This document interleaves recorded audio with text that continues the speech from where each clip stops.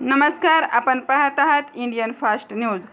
फिर्यादीचे नाव विलास दीपक कांबळे, वय वर्ष 23 वर्षे, राहणार पात्रूड चौक, सोलापूर। आरोपीचे नाव ट्रॅक्टर क्रमांक MH13 CS 6541।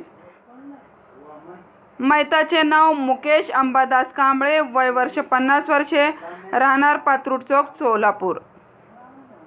यांच्या विरुद्ध जेलरोड पोलीस ठाण्यात गुन्हा दाखल झाला आहे।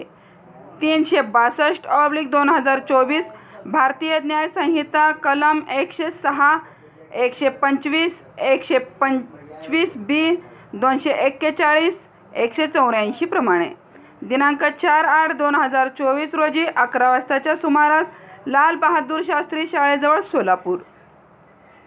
याबाबत अधिक माहिती अशी की वरील वेळी व ठिकाणी यातील फिर्यादी हे वाहन क्रमांक MH13 CW 7333 वरून गाडी चालवत असताना पोटफाडी चौक ते पात्रूड चौकाकडे जात असताना वरील ठिकाणी आले असता यातील वरील आरोपीने त्याच्या ताब्यातील ट्रॅक्टर हे हायगईने निष्काळजीपणाने चालवून ॲक्टिवास कट मारल्याने फिर्यादीचे आजोबा नामे मुकेश अंबादास कांबळे हे खाली पडून जखमी होऊन त्यांच्या मरणास कारणीभूत ठरला आहे, म्हणून पुढील तपास police head constable Ghuge sir करीत आहेत।